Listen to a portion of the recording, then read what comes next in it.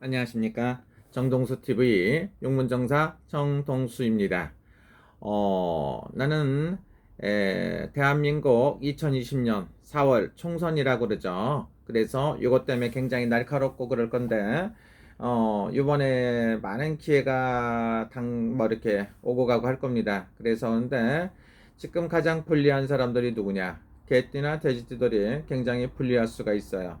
그리고 또 하나는 뭡니까? 그날 불리한 사람들 중에 말띠나 양띠 같은 사람들도 불리하고, 토끼띠는 다 이뤘던 걸 놓치는 격이다, 이렇게 볼 수도 있습니다. 그러면 어떤 사람이 유리하느냐? 결론적으로 한마디로 말하면 대한민국 이번 총선은 대한민국 국익을 이롭게 할 것이다.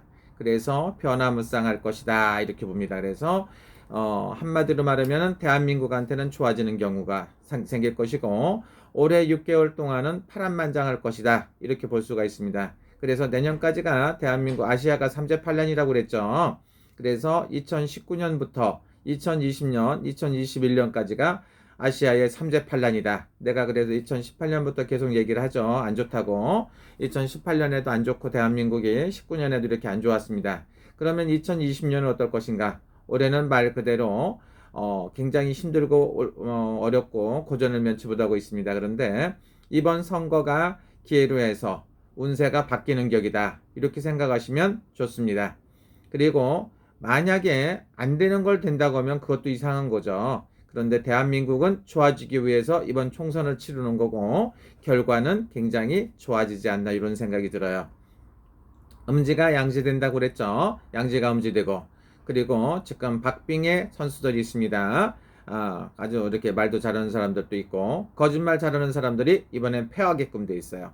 이번에는 경자년치 때인데 자기가 갖고 있던 것도 하지만 거짓말을 한다든가 이거저거 잘하는 사람들이 몰패를 할 것이다, 이렇게 볼 수가 있습니다. 그래서 선거하시고 정치하시는 분들, 출마자들은 가능하면 거짓말하지 말아야 돼요. 그리고 거짓말에 대한 심판을 하는 그런 때가 될 것 같아요. 그래서 정직한 사람들이 승부수가 있을 것이다.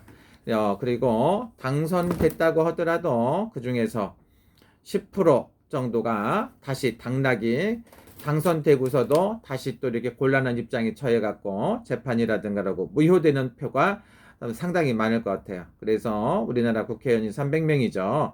그 중에서 선거 당선됐다고 하더라도 많은 사람들이 다시 또 문제가 생겨갖고 잘못되는 경우도 있을 겁니다. 그리고 시끌시끌한 게 보여요. 그래서 우리나라가 6개월 동안 힘들 것이다. 음력으로 9월달, 10월달 되고, 하여튼간 올해가 시끄러운데 올해 최대 변수는 음력으로 9, 10월입니다. 좋아지기도 하고, 그리고 지금 또 이제 바라는 바가 있고 한데, 용띠 같은 경우에는 음력으로 7월달, 8월달 되면서 운세가 상승하고 좋아지게끔 되어 있습니다.